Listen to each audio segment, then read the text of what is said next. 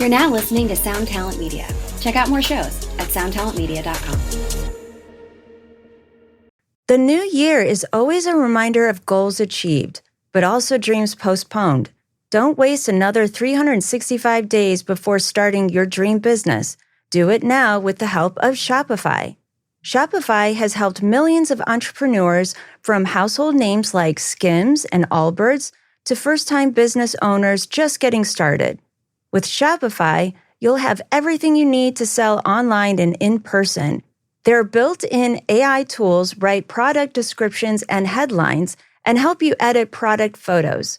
Marketing is built in too. Create email and social campaigns that reach customers wherever they scroll. As you grow, Shopify grows with you.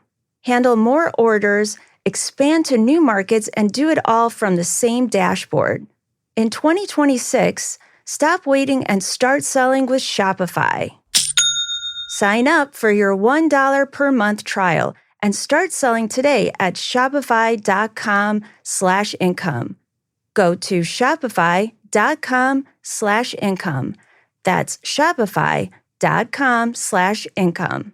Hear your first this new year with Shopify by your side.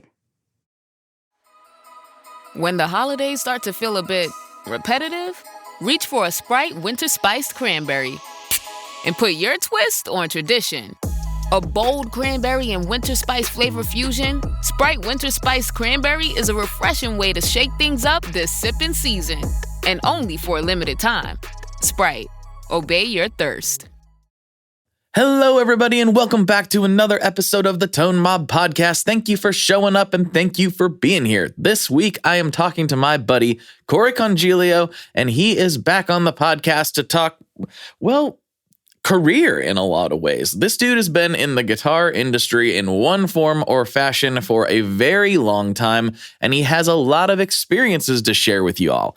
He came on, I don't know, probably a year and a half, 2 years ago, something like that. I'm not exactly sure, but if you search Corey Congilio Tone Mob, it will pop right up. So if you want to start there and get a little more of his backstory, that's not a bad idea. But this episode definitely stands on its own 2 feet, or 4 feet, because there's 2 of it. Whatever, it doesn't matter. There's a lot of good stuff here on this episode, and I think you're really going to enjoy this conversation. And before we get into it, I just have one little tiny request. If you could, please, if you enjoy listening to me blabber, I would really appreciate it if you could go check out my other podcast, Tape Spaghetti. Tape Spaghetti is a podcast I started earlier this year with my buddy Scott Marquardt, who you know, he's been on the show a bunch of times, and it's been going really, really well. It's a show about kind of the weird side of the music industry. We tell a lot of musically adjacent tales, and it's a little different than this show. It's a lot more focused on a singular topic on each episode, but I think you'll probably learn a lot of interesting things. Basically, the format is each week, one of us tells the other one some sort of tale from music. It could be about Charles Manson's musical connections. It could be about how in the heck did Christmas music come from Hawaiian music? Or maybe something as out there as, is 432 hertz magical? It goes all over the place, but it is a lot of fun, and I've had a lot of listeners of this show reach out and tell me that it's their favorite new podcast. And if you could go check that out wherever you're listening to this, that would mean the world. And I'm going to keep asking for that until that show has as many listeners as Tone Mob does. So if you could please help me along, that would really, really mean the world to me.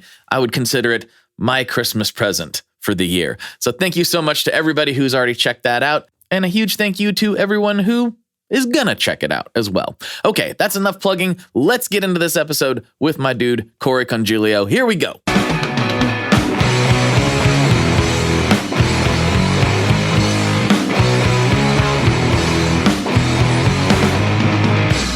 Hello, everyone. Welcome back to another episode of the Tone Mob Podcast, a show about guitar stuff, occasionally, sometimes. I'm your host, Blake Weiland. With me today, I have Corey Congilio returning.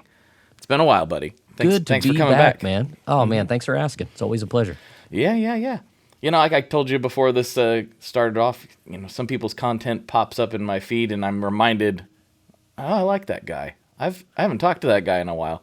That happened this week. I was like, I haven't talked to Corey in a long time. Let's that's do it. high praise, man. And what's sadly is I don't see a lot of my friends enough. You know what I mean? Like the way the algos work now, like I don't see you that much. So it was good to see you slide in my DMs, as they say. Yeah. It was it's a uphill for a while. I was like, I've cracked the code. Like a month ago, I was getting all kinds of interaction and like mostly through stupid memes. But I'm like, hey, this is whatever works, right? Right. And then it kind of fell off a cliff. I'm like, I don't know what anybody wants anymore. I'm just gonna make whatever. I think that's what you got to do. Yep. So, yeah, man.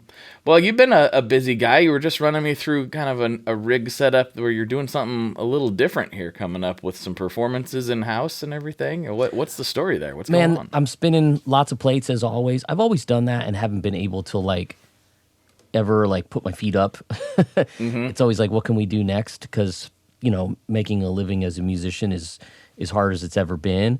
But, yeah, I'm putting together in this very small studio space a little quasi, if I can steal the tiny desk term from them, with a little tiny Yamaha kit, a small Nord, like the smallest Nord keyboard they make, and my bass player will sit back on the couch and just plug in direct. And then I have, whatever guitar accoutrement I need. And then I'll just be like sitting here at this desk singing with a couple different cameras and a switcher, and we're going to broadcast little online shows. And part of that was like a lot of the people that follow what I do don't live near me. So it's like, is there a way that we can actually make a streaming show that actually sounds halfway decent? And I think I've kind of figured it out. So we got another tech rehearsal to do, and then hopefully like by January we'll offer, sort of a very low ticketed Zoom link sort of a thing. But what's cool about it is that the reason I want to do it on Zoom is it's not just going to be a show. It's going to be my headphone jack's falling all over the place. You gotta have them on hand. Yeah, exactly. Is we're actually going to try to make it a Q&A clinic style thing too. So we'll play a little bit. We'll let people jump on the Zoom and ask questions.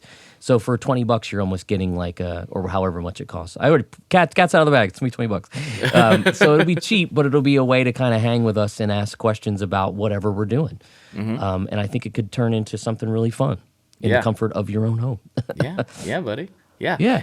It's interesting too. Like you do internet things, and obviously because we do internet things, we got to pay attention to the numbers and all that stuff. And it's the boring, dumb part that nobody really gets all that excited about, but is important. You kind of forget that everyone's everywhere. Whereas maybe if you start in any town, doesn't really matter what town it is, as long as it has a population over 40,000 or so, and you could build up a local following as a local band there, and kind of know you're gonna put this many butts in seats at some point, roughly, on any given time if you keep at it long enough. When you're doing stuff on the internet, everyone lives everywhere. And so you don't necessarily have that. Like if I announced tomorrow that I was going to do something in a local bar or something, there'd be like maybe one person that showed up because I talked about it, like realistically speaking.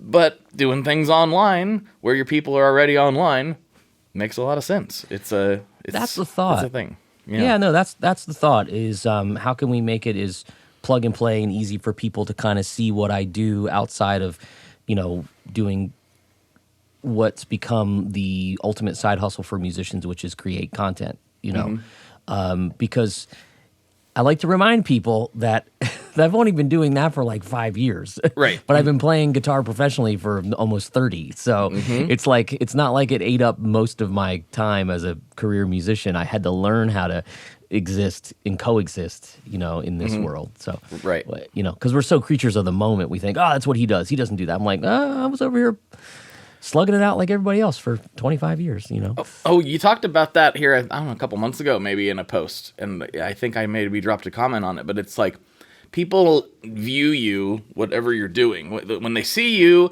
as, I don't know, the guy behind a counter at a deli. You're the guy behind the counter at a deli. That's right. But the guy behind the counter at the deli might also be an avid skydiver and a guitarist and like who knows what else, Yeah. And when people see him in that environment, I'm like, oh yeah, that's Bill. He's the skydiving instructor. No, he's the guy at the deli. Oh no, he's a musician. Everybody has a lot of things. Not everybody, but a lot of people have a lot of things going on. But wherever you are in that moment, that's where the people who see you in that moment pigeonhole you. For a lot of people, I'm like, oh, it's that guy with the weird beard at the gym. He does something with guitars. I don't know what he does. He does something with guitars, And so it's kind of funny how, and for the listeners, they're like, oh yeah, he's the podcaster. And for other people, it's like, oh no, he does marketing at Stringjoy. Like, it's all kinds of different. Yeah. People view you through one angle, and we do it too. But I think it's important if you can try to remember that most people aren't a monolith. There's a lot of things going on. I think that's really well said, and it's a breath of fresh air to talk to someone like you that just put that out there so well. I couldn't have said it better.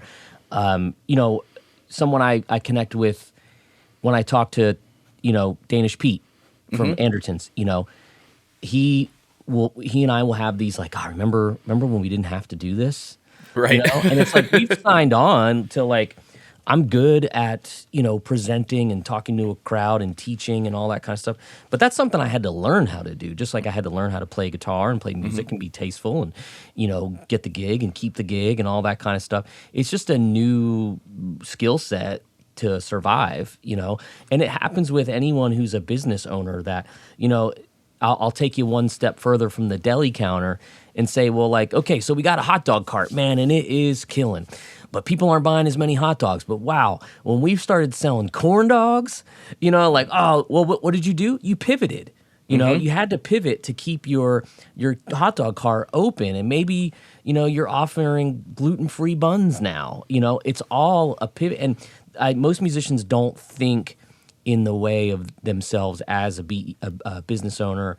I call myself the CEO of my own business, because I'm pivoting. I'm not, in this day and age, as I've been quoting David Bowie a lot, saying playing to the gallery, which means I'm not chasing everything that's a shiny object to try to get views or a sponsorship or any of that. I'm in a place where I'm just rooted in what I want to do. But if I have to pivot, I'll pivot. And the little live gigs that I'm going to do in this little tiny room, that's a pivot. That's a new thing I want to add to the. Well, I was on D&D. Why did that go off?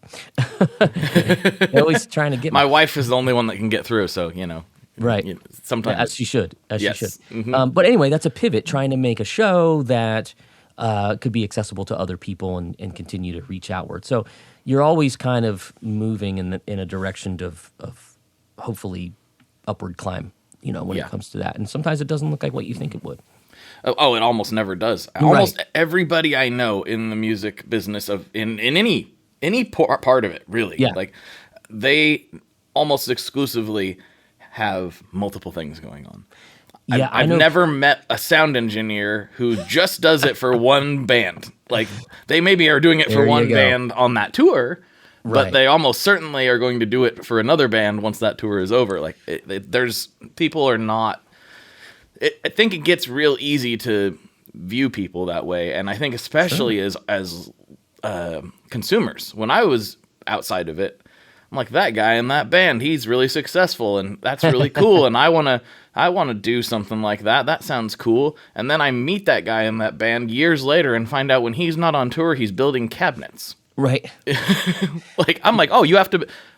He wants to build cabinets, but he also kind of needs to build cabinets. And it's that's like not a one new of those thing. things. Yeah, No. for sure. Because when I first moved to Nashville, and I talked about this, I think, with you before, and that last conversation we had was awesome. By the way, we had a lot of fun. Yeah, people go back and listen to that one. It was really, really fun. That was really good. Yeah. When I first moved to town, I remember getting on a bus before I had a gig. I was kind of on the bus with the band while the current guitar player was still in, and I got a chance to kind of ride along and kind of see. Now, I was super, super young, like 20, 21 years old. I had no idea about anything. And all these players in the band were much, much older. They were probably like 20 years older in some ways. And they said, so what are you going to do when we're not playing music? And I was like, what are you talking about? And they laughed, in their fun Southern charm, and they're like, "Oh, Corey here thinks he's going to play music for a living." And I was like, "What do you mean?" Because I came from a town where I was playing 4 nights a week and teaching during the day, so I was like, just cruising along. And they were like, "This guy over here, he lays carpet. I'm a contractor. Somebody else did something else," and I was like, "Spirit is crushed. Oh my God!" Like it was like a real like stark reality to me at that point.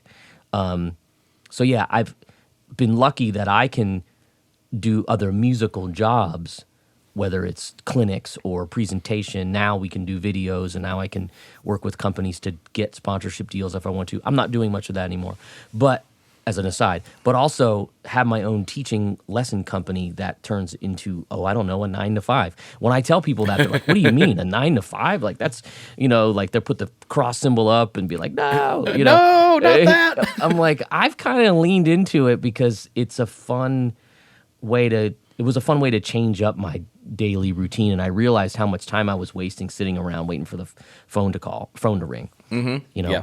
It's like I can kind of create my own destiny a little bit and then take the call when it comes in, which they still sometimes do.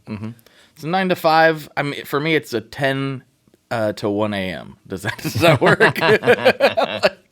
Yeah. There's always something. I kind of have found, and I think this is probably worth talking about for any creative type people listening. Yeah. I have found like people will tell you to treat it like a job, and you should. I agree with that. But if you are fortunate enough to get to have some flexibility with the stuff you do, I have found that treating it like a job while also knowing when I'm weirdly more productive at certain times. So, most of my editing and stuff happens at 10 p.m. because for some reason around 9 p.m. I perk up. Like most people are going to bed and I'm like, "Hey, that only lasts for a few hours," but right. My wife's like, "Well, it's bedtime," and she's like, "You're just getting started, aren't you?" I'm like, "Yeah, here I go again." I can totally do that too, and I've had to kind of train myself to start to go to bed at a reasonable hour. Otherwise, I would do exactly what you're doing because I can work. I try to work in the most productive spurts, which is generally for me, it's several hours in the morning. Then I'll take some kind of break, whether it's lunch to 3 o'clock, somewhere in there. And then, if I'm going to do dinner with my wife, we'll have the 5, 6, 7 o'clock time. And then I could literally fall asleep for half an hour, wake up energized, and go back at it. Yeah. But I don't because I want to keep some semblance of a normal person's schedule because I've never done that before up until the past 3 or 4 years. Yeah, and it's been a cool change. It's been a really nice change. Feeling like that my energy's regulated and that sort of thing too. So, but I could go back to that late night work stuff in a heartbeat because I totally hear you. Yeah. Well, I'm not the person. There's some straight up night owls that are nocturnal, and that's not me. I did night shift for a while, and I just felt sick the whole time. Sure. I not sick, but when you're coming down with the flu, but you don't quite have it yet. That was my feeling for a year and a half. I was just I think I'm going to be sick. I think I'm going to be sick. Please don't let me be sick. Yeah, but I was not made to do ongoing night shift. I worked with some guys that loved it, and they were great. Seemingly, they were like, "This is my favorite shift," and I'm a perky guy all night, and I'm just so I'm not full nocturnal, but going to bed about 1 a.m. is a good time for me to shut things down. But you talked about training it. That partially comes from, for a long time, that was my schedule. Was when I was in the oil industry, my normal schedule was 10 to 6. So I didn't have to get up early, and still kind of maintaining normal-ish person hours, but not full night shift, not full swing shift, not regular day shift. It was just kind of weird. I did that for so long that I've kind of stuck on that same sleep schedule at least. And I like it. It works for me. It doesn't work for everybody, but it works for me. Sure. Pretty good. Yeah. Yeah. It's all about finding what works. Mm-hmm. Yeah. I think that's a lot of trying to figure all this stuff out is finding what works for you. Yeah. Right. And your life and it's kind of weird, but so when did you have, so I'm just thinking about this. When did you have a 9 to 5? Never since I've known you, obviously. Prior, yeah, that's a good question. I think I'd have to go all the way back to when I was probably in my late teens, early 20s, working in like music stores. Oh, okay. And that's not really 9 to 5 because that's usually like noon to 9 or 11 to 7 or some kind of weird hours that a music store has because they never. The one store I worked in, I think we opened at noon, which was like kind of crazy because it put you in that really weird schedule if you're not going to bed. You're not closing the shop up till 9.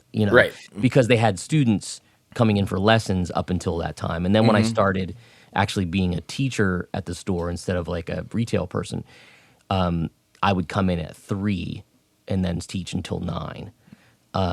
So it would be those hours, and then when I was doing some work with the Fishman Company, I was kind of like part-time, 20 hours a week sort of a guy. And it was like basically just keep your phone and your computer handy, and Okay. when emails came in, there was really no set time I had to clock in or clock out because I had, sort of a flat rate for the X amount of hours that I would work. So, Yeah. But yeah, it goes way, way back to a 9 to 5 situation, which has been amazing. Like that's been, if I think about it, not a lot of people get to do that at the amount of which I was doing it, which is very, very few 9 to 5. So that's been a nice thing. Even still, it's a 9 to 5 here at my house, but it's at my discretion. I was going to say of your choosing, though. Yeah, so it's a little different. Yeah. Exactly. Yeah. Yeah. But that is interesting, though. It's all been at least music adjacent. That's Totally. very interesting. The other jobs I might have had was I worked as a, what would you call it? Like a truck unloader at FedEx. Oh, yeah. Yeah. And but that was like 4 hours a day. And I was like, well, I can work 8. And the managers go, everybody says that. It's so exhausting that we don't want to work past 4 hours. Because it was at the time, it was like $25 an hour. We're like, yeah, like this is awesome. But the trucks aren't air conditioned. You're swinging hundreds of boxes a day. I remember unloading an entire semi of like blue jeans. That took me the entire time. I mean, beats the hell out of you. It's a laborious job. So that was one of my more regular jobs. And other ones would have to be going back to like teenage years of like working at a swimming pool or slinging ice cream and hot dogs in New Jersey. Yeah. But aside from that, you're right. All music adjacent. I really worked hard to do that for sure. It's cool that you had that realization early enough.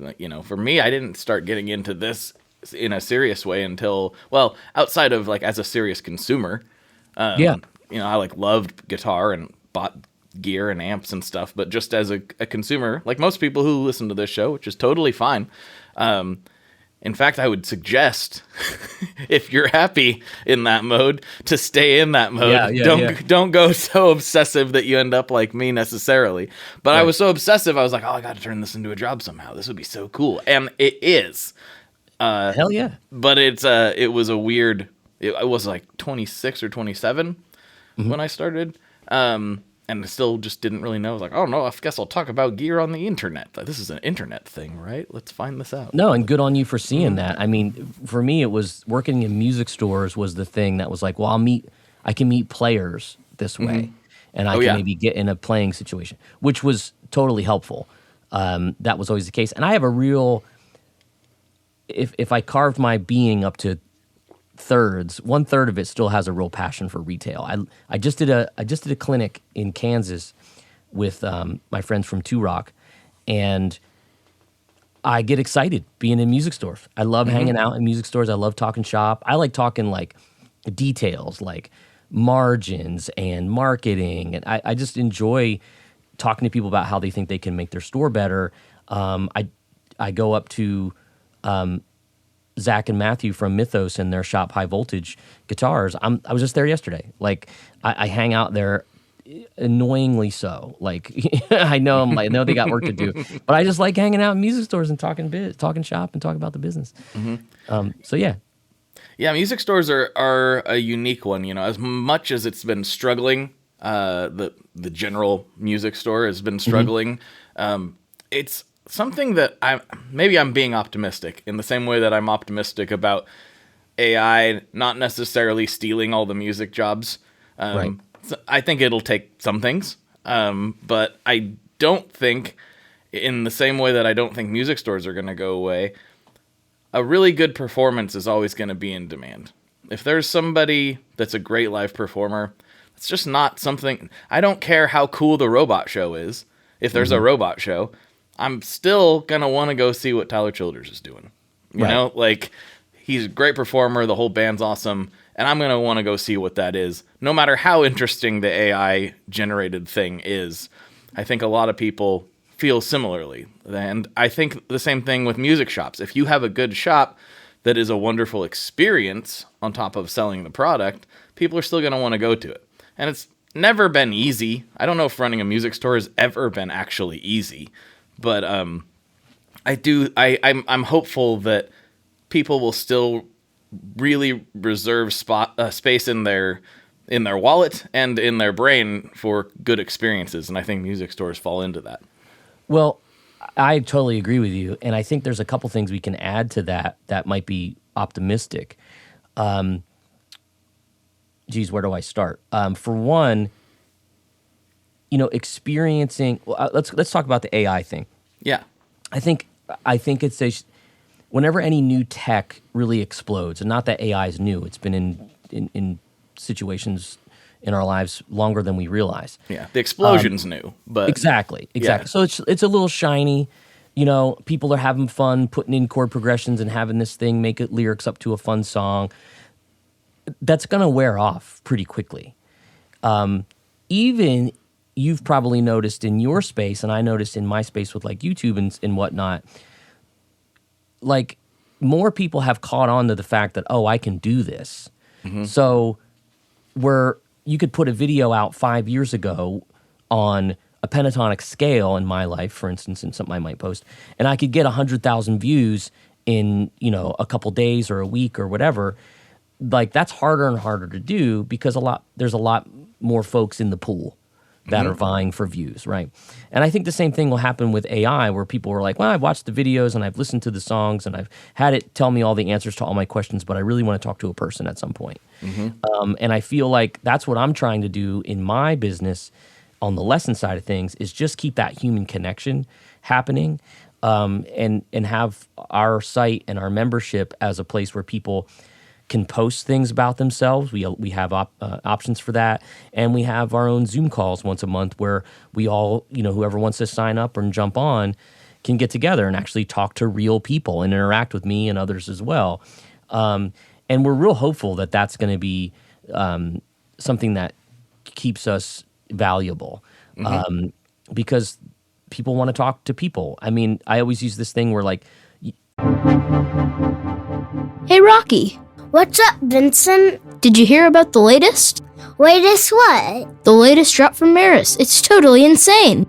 No, tell me more. Maris just released Enzo X. What's that? Enzo X is a supernova expansion from the original Enzo into the highest quality and most flexible studio synthesizer ever created in a pedal format. Whoa! Enzo X combines 5 synth types, 5 drives, 3 reverbs, and 5 modulations. It also includes a full 2.5 second stereo delay, all in one pedal. That sounds hard to use. It's not. The UI is from the same family as the Mercury X and the LVX. It's super easy to dive in and see exactly what you are tweaking in real time. Oh, I see. It's right there on the screen. Yep. Is it just for guitars, though? Nope. You can plug almost anything into the Enzo X, including your MIDI controller. That sounds incredible. Where do I get it? You can pick up Enzo X online at maris.us or at any of their fine retailers across the globe. Did you just say across the globe? They know what I meant. Wait, are we getting paid for this? I'm still waiting on that cash money from last time. He better at least give us pizza for dinner. I'm not giving him his Enzo X back until he does. For more information, make sure you check out maris.us, and apparently I have to go order a pizza.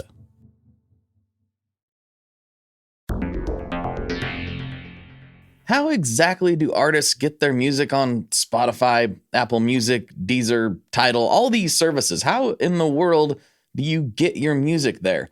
Well, in the past, you had to use something called a record label. But these days, you can use DistroKid. DistroKid is the absolute easiest way to get your music up on streaming services, and it's the most affordable way to do so. Not only do plans start at $22.99 for the entire year, that's less than $2 a month, DistroKid also does not take a cut of your streaming revenue, unlike some other services out there.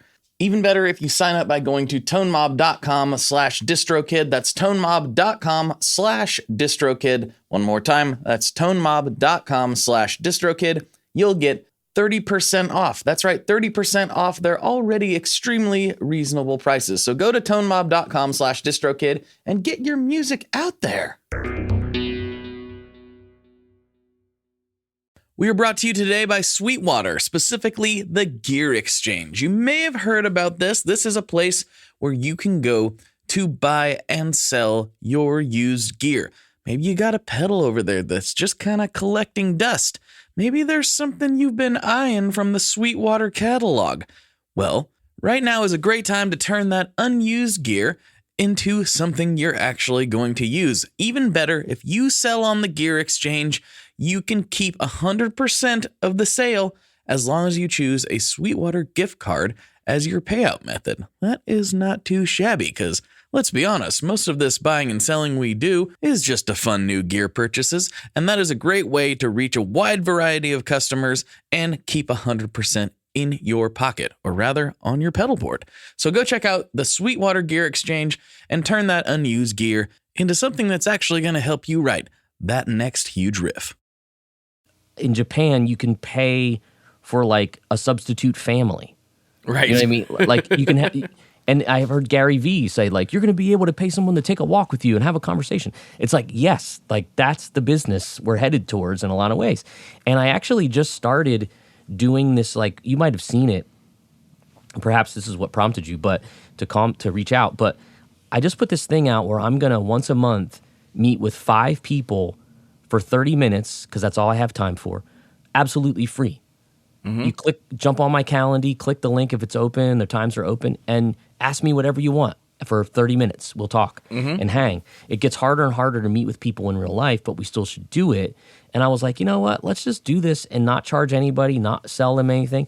If there's a course that somebody might benefit from, I might recommend it, but why wouldn't I, if I think it's something that can help them. But it's not going to be a pitch for like, hey, by the way, thanks for signing up. Did you know that you can sign up for my lessons for X amount of dollars? No. If you want, I'll help you. I'll send you the proper information, but that's truly not what it's about. Someone said, no strings, that seems off-brand. And I was like, not for me. Like, I'm as no strings as it gets. You want to cancel, you cancel. You want to sign up, great. You want to tell me my lessons suck, that's fine. Like, whatever. Like, there's no strings. It's just about helping people reach another click on the happiness dial. So that's my thoughts about AI in one way. And the music store thing is like, there will never be in our business, I think. Now you can buy like a great PRS that'll be super consistent and you don't have to play it and you know what it's like because the CNC machines and the skilled workers there make it as consistent as possible. 99 out of 100 of them are going to be, just nuts on, but there's nothing like going to the store, especially doing this clinic with Two Rock.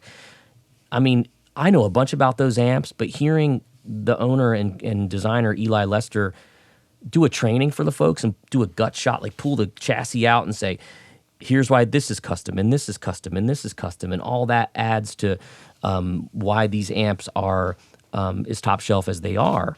It continues to blow my mind. You wouldn't get that experience in just a YouTube video unless it was hyper focused on those specs and those design qualities and stuff like that. So getting in front of real people, man, it's just a whole different experience. And imagine that we'd actually have to try to sell people on the fact that it's a real experience.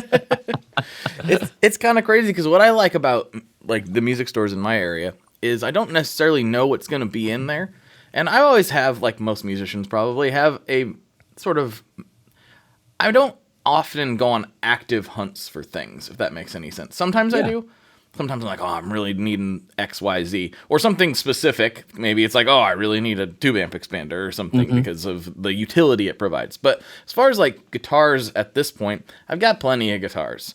I don't really need, quote unquote, any more guitars. Oh, but I do. That's a lie. And so I'm always looking though for like just certain things to add. And but I'm not always actively looking. I kind of call it a passive hunt. So if I stumble into a store that happens to have one or a version of it or something similar that maybe is even cooler, that kind of like, I don't know what's going to be in there is half the fun. 100%. I love that about a well-curated store. You just go in there and you're like, whoa, what's that? And the owner's like, oh, actually, did you know Yamaha made this crazy thing in the 80s that you've never seen before? You'd think at this point that I'd seen everything. And I super have not seen everything. There's a million things I haven't seen. So that's why if you haven't gone to Japan, you have to go and visit the guitar shops in Tokyo. I want to so badly. I've never because everything you just said about your music store, sort of not, intentive. I don't know what's the word. Not intending to go on a scavenger hunt, but you kind of are, kind of thing. That will be revealed to you tenfold when you go to Tokyo. It is so cool. I got to go this year in July, and I can't wait to go back. It's so fun. It's so high on the list. It's truly another planet. I think you personally would just get a kick out of all the stuff, particularly with what you just said. And even though like we have Reverb and we have eBay and we have all these things that we can see what the average price of something is going for and the rarity of it, you still will stumble into a music store where they have something that they don't know they have. And I'm not saying you like rip them off. I'm just saying like there's good deals to be had. And there's something also about negotiating face to face. You know what I mean? Somebody might like, it might be a shop that doesn't give a crap about some old fuzz pedal because they're selling quad cortexes. You know what I mean? And they're like, whatever. Yeah, just give me $80 for that. And you're like, holy shit, I got it for $80. Because it was taking up space on their counter, or whatever. That's the beauty of it. Yeah. Or I mean, for here, the two of the shops I'm thinking of, Paradise and Hank's Music Exchange, both of whom have been on the podcast before. Cool. They, like Hank said on the show, he's like, I look at what things are going for, and I try to price it kind of in the middle, like not at the lowest end, but also not maximizing the profit. He's like, because if you feel like you were taken care of here and you got a decent deal, odds of you coming back are pretty high.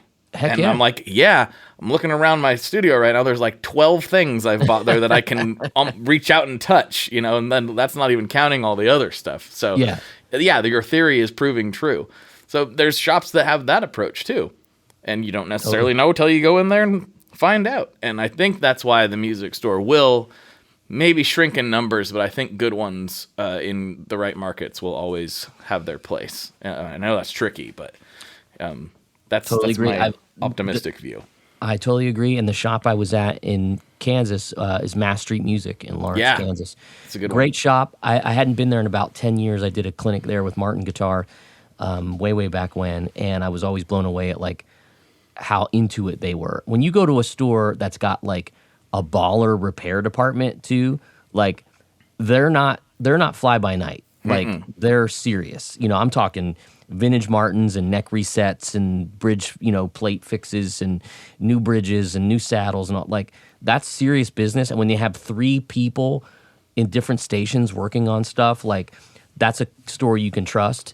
And not only is going to give you good service, but will probably work with you to like kind of get you the gear of your dreams, hopefully too. Like it's a really good feeling buying from someone that you really trust in that world. I can't speak for a lot of other like sort of niche markets, but I would imagine like people have their firearm salesperson they like, or their golf person they like, or you name it. That even like maybe somebody's into like fine scotch.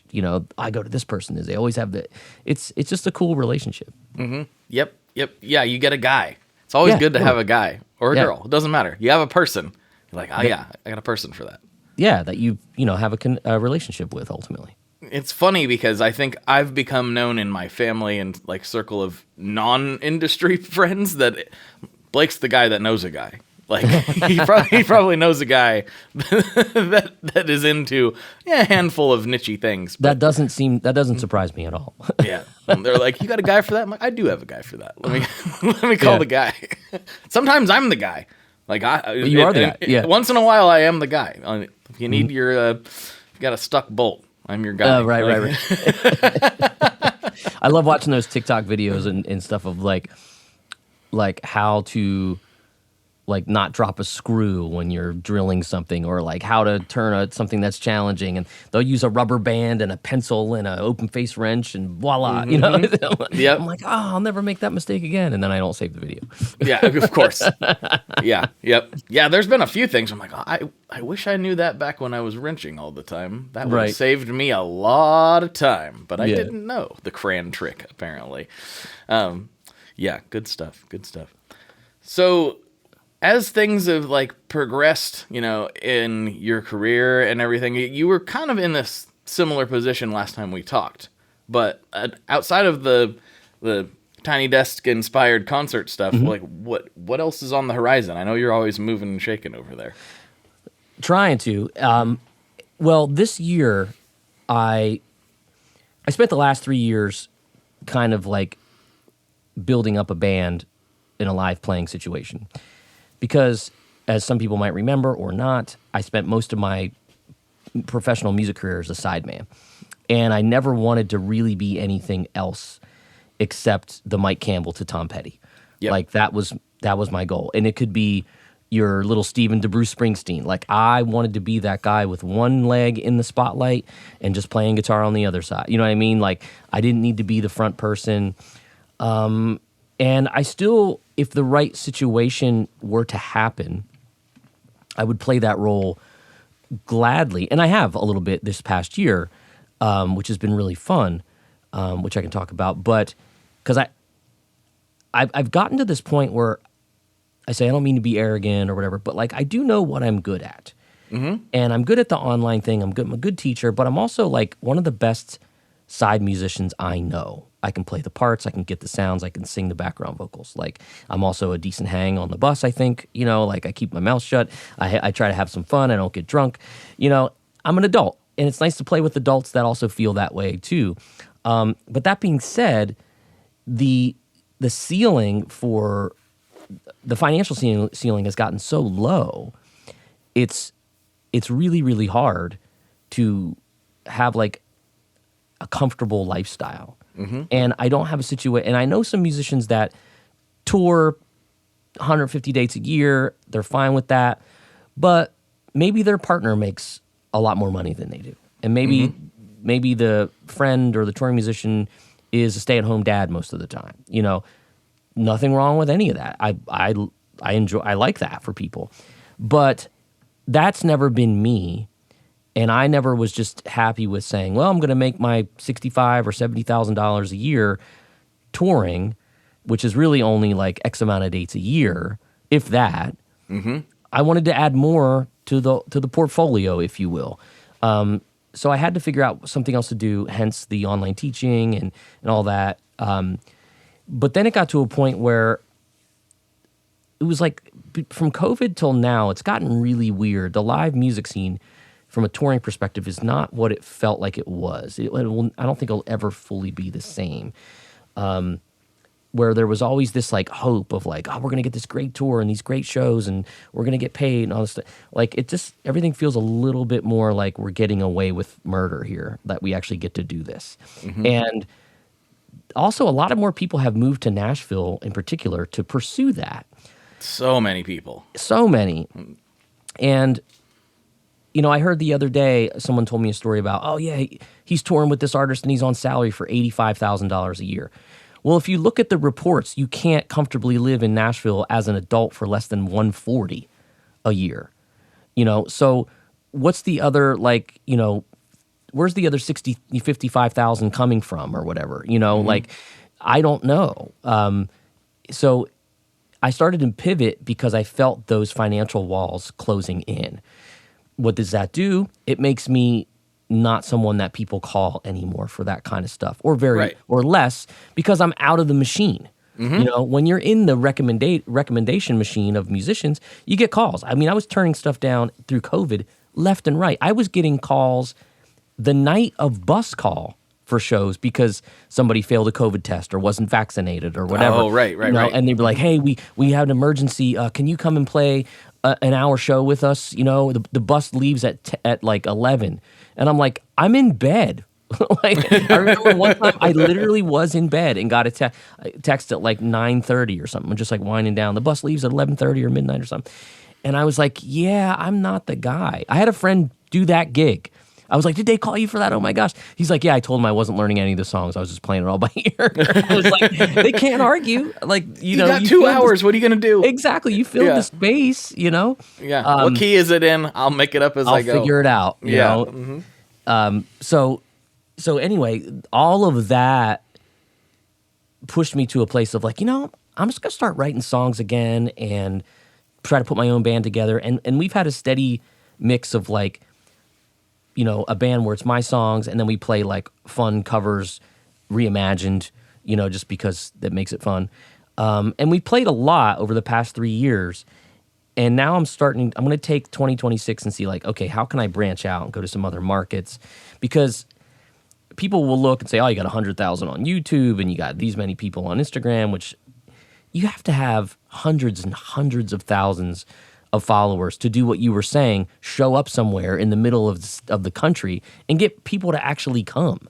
So I have to figure out a way to do that, to get some people to come while also sort of building visibility, building my own sound, making records, all that kind of stuff, which has become almost like a fun hobby now, because I'm like, I don't have to put all the eggs in that, like, well, I need to make a new record and I need to tour because I need to make $100,000, Excuse me. So it's been cool to do my own thing. And I think a lot of people think, well, I started following you 3 years ago. What do you mean you never did your own thing before? Because most guitar players that are popular, whether it's, I just got to do a cool thing with Joey Landreth, like whether it's Joey or Ariel or Corey Wong or Mark Lettieri, like those guitar players. And then, of course, we have like sort of another generation of like your Satrianis, your Vais, or even like a Greg Koch or people like that, or Bonamassa, whatever.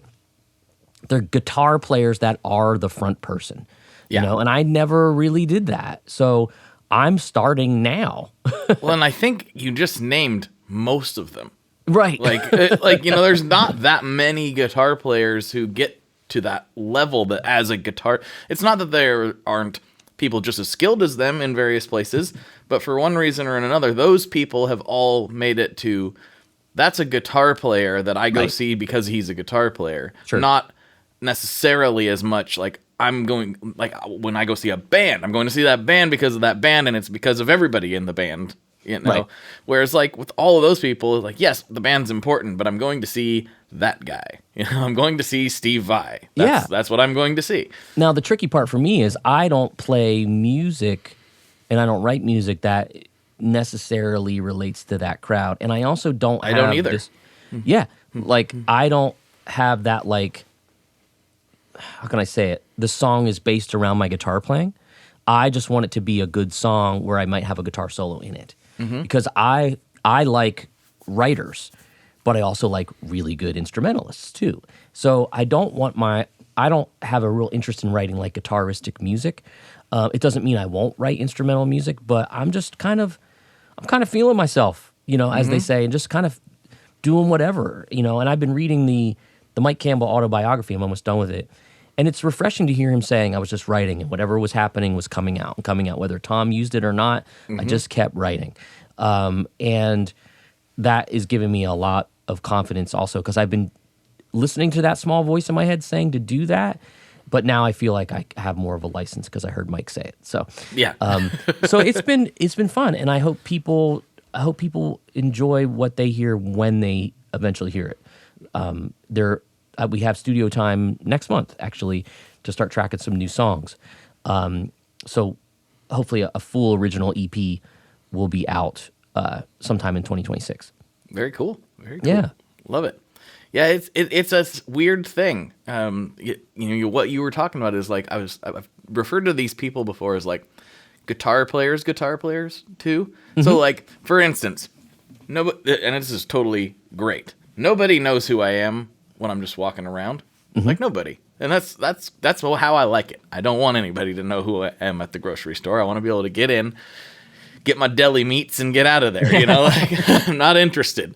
And I had Tommy Emmanuel on here. Nice. I don't know, a month ago, and he was amazing. He's the best, man. So cool. And he said a really like interesting thing that I really resonated with me. He was like, I've hit the sweet spot. I can go to the grocery store. Nobody knows who I am. Nobody bothers me. Maybe somebody does, but I'm not. It's not George Clooney going to the grocery store. Like nobody knows who I am. Yet I can sell out, the Ryman or something. Yeah. I think he said the Opry. Pretty much whenever I want. I can put a couple thousand people in the venue. I'm like, that really is the sweet spot, right? It is. And I think a lot of those guitar players hit that as well.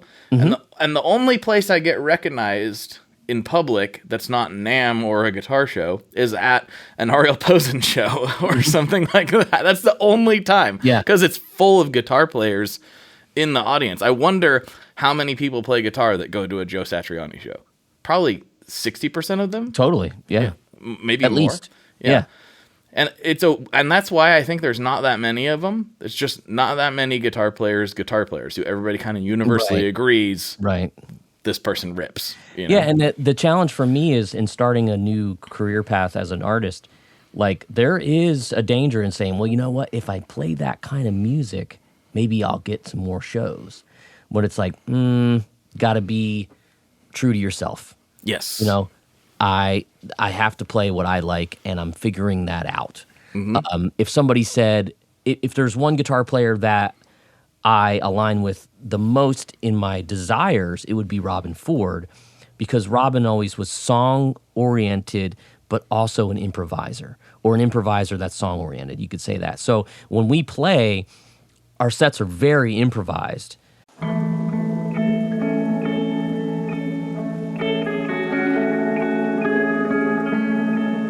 Hello there. I'd like to introduce you to your new best friend, the Chase Bliss Audio Lossy. Lossy is a collaboration between Chase Bliss and Good Hertz. And it's meant to give you some control over those weird digital artifacts that come with very compressed audio. You're hearing it right now. All the changes that are taking place are strictly coming from my playing dynamics. I'm just interacting with the pedal and letting it do its thing. And some true stereo goodness. If you'd like some more details about Lossy, I'd invite you to head over to chaseblissaudio.com. I think you're gonna like what you find. John Legend, Sheryl Crow, Elvis Costello, and Alanis Morissette star in the MGM Plus original series, Words and Music. Iconic artists share intimate performances and the stories behind the songs. New episodes Sundays on MGM Plus. Does it ever feel like you're a marketing professional just speaking into the void?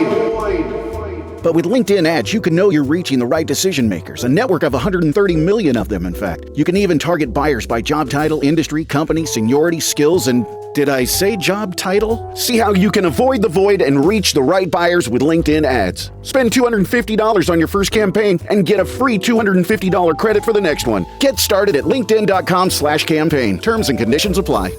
And I let everybody do what they want to do, and I love that.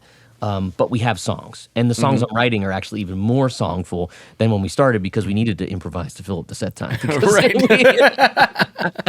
My drummer was like, "Your new songs are like really songs," and I was like, "Yeah, because now I know how to do it a little bit better." Because we didn't have to play a funky blues for 6 minutes. But I'm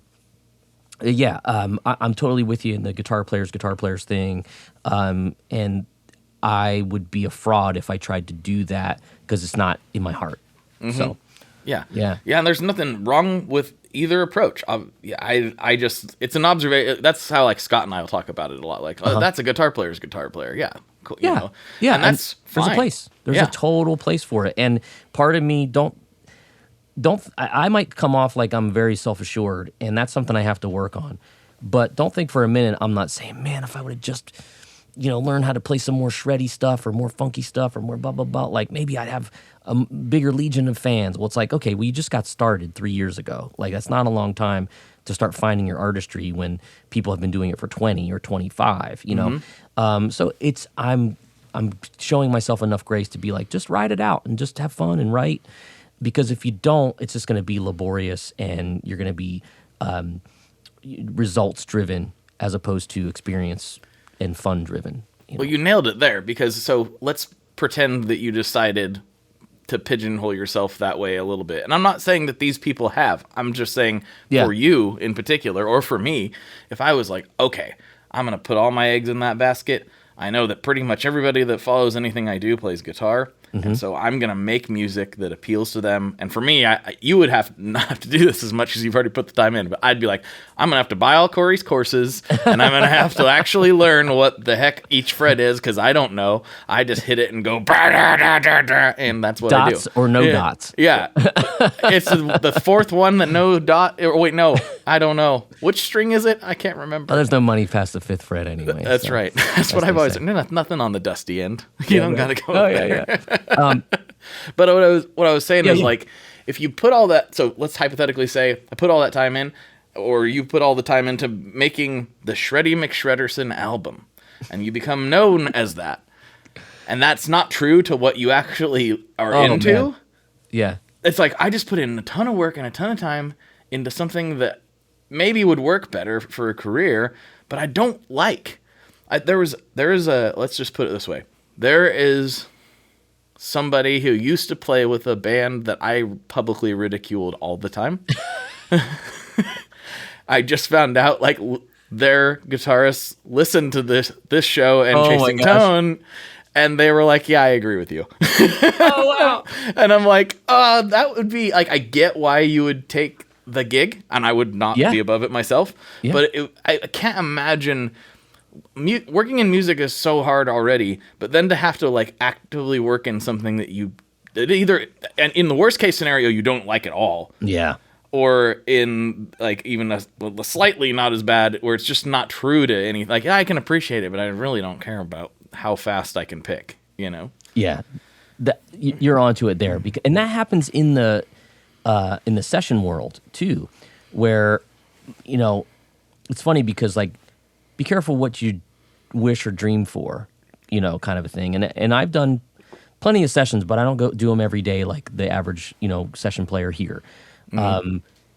And I actually realized that that's actually kind of a blessing now, because you end up having to play on so many bad songs, because it's not like you're going in every day and cutting the next Luke Bryan record and people would have negative things to say about those. I'm just saying from a master session, bigger payday world, mm-hmm. like you're not doing that every day. You're doing it with publisher demos and things like that.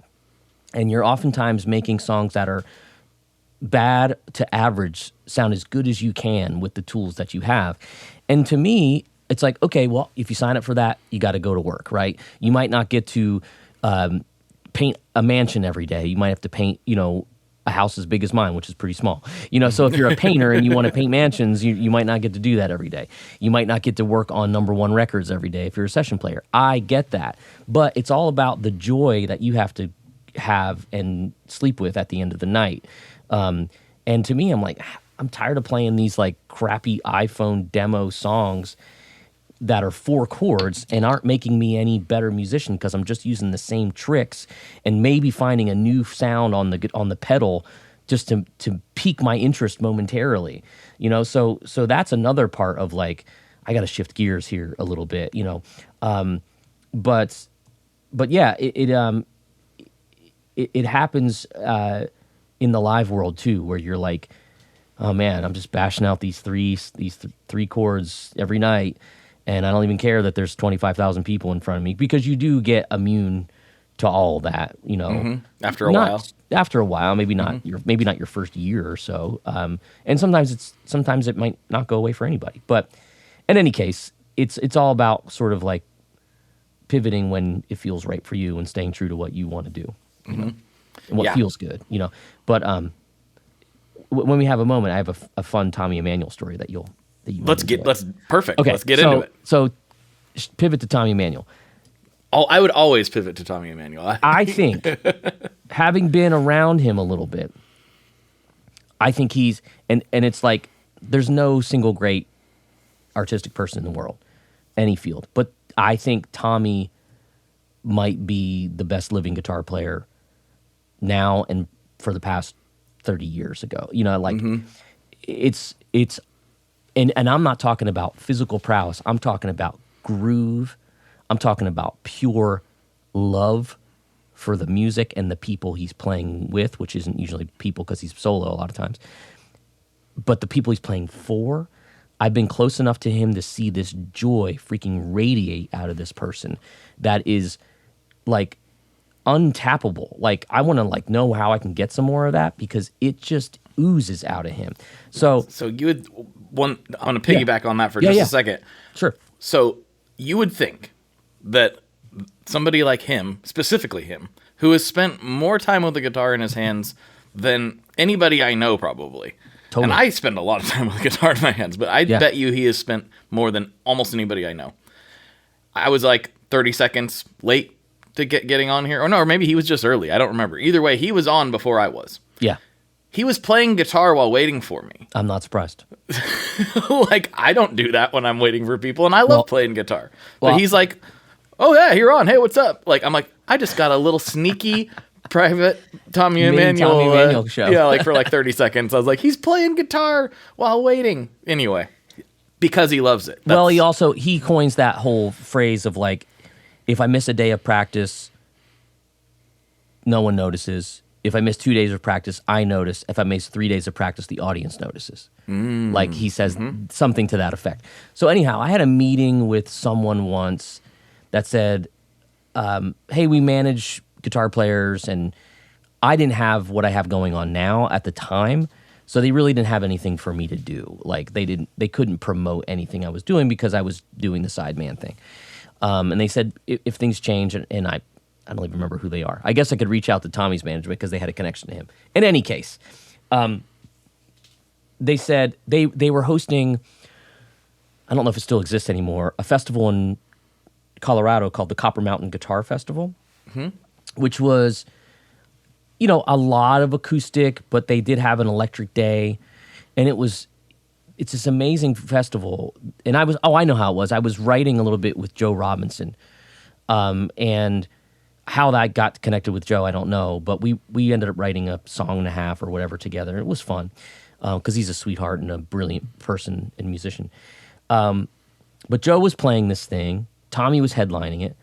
And they called me. I was on the road touring with an artist, and they said, hey, we just thought we'd offer this to you. It's only a 20-minute slot.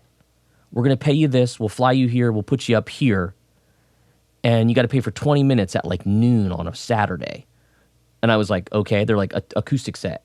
And I didn't have a big acoustic set put together, but I ended up doing one that I had that worked. And I get to the airport, go to my gate, boom, there's Tommy Emmanuel. And he goes, what's in the bag, mate? You know, whatever. And I pull out this Martin, and he gives me his Maton, and we're tossing stuff back and forth. Treated me like an equal from second one. It was incredible. And then we, then we get on the plane, and I remember specifically Joe Walsh's band was getting on too because they were playing in Denver. And I was like, this plane goes down. This is a big loss. We're going to lose a couple guitar players. And I didn't put myself in that category. But so we land in Denver. Tommy's like, are you waiting for your amp? And I was like, my amp? And his acoustic amp comes like Kramer down the baggage claim. Oh, no. This, like that. I can't remember if it was, I can't remember the name of that acoustic amp he uses. But he's like, oh, got it. And then he walked away, didn't realize we were on the same shuttle because it was like another hour and a half drive to get to this place in the mountains. Mm-hmm. And the driver of the van said, if we're going to get some dinner, we should do it now because there's not going to be any places to eat or that's open when we get there. So we stop at one of these like big pizza, spaghetti, salad type places. It was really actually like very family, big tables, all that kind of stuff. There was like 13 of us at this dinner table. I sat next to Tommy, talked to him the entire time about this, that, and the other. Picks up the tab for the entire table. Oh, man. We get back in the van. And by this time, it's dark, and it's in the middle of Colorado. And we're going through some tunnels and stuff, and it's pitch black, and he pulls his guitar out, and he starts playing in the van. I have it on video somewhere. And he starts playing for like 40 minutes. Like, I'm talking like all the Jerry Reed stuff. Like, he was just keeping limber, you know? And we were like, holy shit, is this happening? So that was awesome. So then we check in. The next morning comes, and I had to sound check and then play. And he's like, oh, were those all your songs? And I was like, yeah. He's like, great set. He listened to me while he had a coffee the whole time. I was like, I'm so glad I didn't know that before I started playing. And then what was cool was these folks that put the show on, they have like a Q&A session. And I was unfortunately like the last one to join the Q&A session because the first person to play sound checks last. Sure. You know, so they have that sort of a thing. So I run in there with my guitar, everybody's set up, and it's Tommy, it's Doyle Dykes, it's just a ton of like heavy hitters, you know, and we all jammed, and it was so cool. And it was a moment that's on YouTube somewhere. I'll never forget that. And Tommy was just the best of the best, and I saw him like a week later in Guitar Center here in Nashville, and he gave me a big hug, and I don't know if he'd remember me again, but man, we had a great time getting to know each other a little bit. At least I did. So, a true gem to the music industry and in the humanity at large. Yeah, 100%. He gives me the vibe that he remembers. Like, I think he will remember me. Like, if I ran into him, I think he'd remember me. Not everybody do I get that vibe from. I think he probably remembers most of the folks he spends a decent amount of time with. Like if you spend a half hour with him, I get the vibe that that's logged in his brain. I think he would remember me because we did spend a lot of time, and you know, we're guitar players and whatnot. So, but yeah, just what a special guy. Yeah, he's amazing. So everybody, if you haven't listened to the Tommy interview, it's I don't know, a month or so old. You really should go listen to that one. Listen to Corey's interview. Listen to Tommy's interview. There's all kinds of good interviews. But stay with us.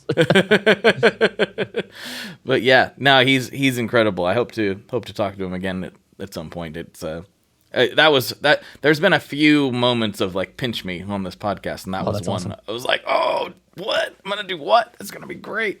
So yeah, that was a cool one. But wow, this flew by.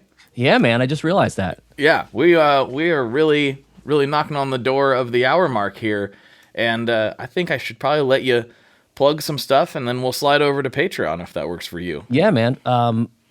Well, folks can find me just about anywhere they swing a keyboard because I'm the only Corey Congilio that exists, which was the one blessing of having an interesting Italian-sounding last name.